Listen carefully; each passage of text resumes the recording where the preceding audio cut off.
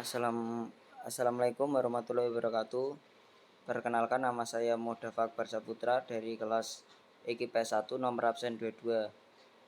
Kali ini saya akan mempresentasikan teks hikayat dan teks negosiasi. Pengertian teks hikayat. 1. Teks hikayat adalah salah satu teks yang memuat unsur membangkitkan semangat untuk bahkan sebagai penghibur lara. 2. Dalam mata pelajaran bahasa Indonesia, ada beberapa jenis karya sastra atau prosa yang umum Anda temui, salah satunya adalah teks hikayat. 3. Pada dasarnya, teks hikayat adalah salah satu keterangan yang berbentuk prosa, di mana prosa sendiri merupakan jenis teks yang berbentuk seperti puisi, karena memiliki variasi ritme yang cukup besar. Fungsi teks hikayat. Fungsinya adalah, sedangkan tinjauan dari sebagai fungsi hikayat mempunyai beberapa fungsi. 1. Untuk membangkitkan semangat. 2. Sebagai pelipur lara atau penghibur. 3. Atau bahkan sekedar untuk meramaikan acara atau pesta. 4. Setelah membahas mengenai fungsinya di bawah, ini akan disampaikan mengenai fungsi dari teks hikayat sendiri. Ciri-ciri teks hikayat. Bagaimana ciri-ciri teks hikayat? 1.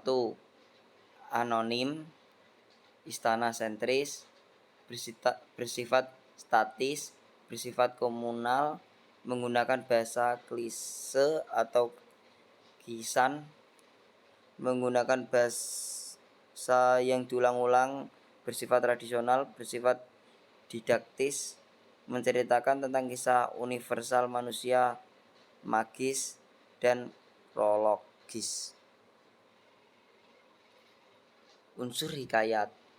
Ciri-cirinya di atas. Sebuah keterangan prosa yang berbentuk hikayat juga harus mempunyai beberapa unsur berikut ini, yaitu unsur tema, latar, alur, amanat, tokoh, penokahan, sudut pandang orang pertama, pelaku utama, sudut pandang orang pertama, sampingan, sudut pandang orang ketiga sebagai pelaku utama, sudut pandang orang ketiga sebagai pengamat, gaya. Jenis hikayat. Jenis hikayat berdasarkan isi hikayat terdiri dari cerita rakyat, cerita-cerita Islam, epos India, sejarah dan geografi, cerita Jawa, cerita bertingkat, dan lain sebagainya. Pengertian teks negosiasi. Pengertian teks negosiasi merupakan salah satu teks yang menjelaskan proses negosiasi. Biasanya teks negosiasi berisi kalimat kesepakatan mengenai permasalahan yang membutuhkan penyelesaian. Tentunya teks negosiasi dibuat untuk mengatasi perbedaan, sehingga dapat memperoleh suatu penyelesaian tanpa ada paksaan. Struktur teks negosiasi. Struktur teks negosiasi. 1. Pembukaan. 2. Isi.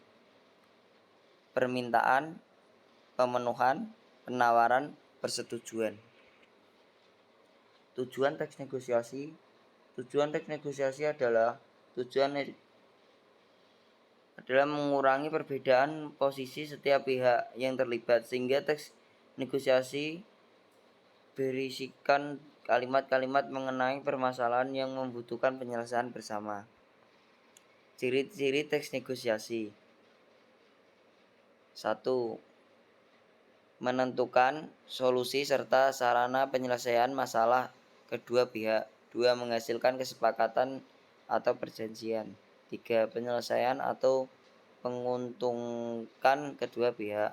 4. Memprioritaskan kepentingan bersama. 5.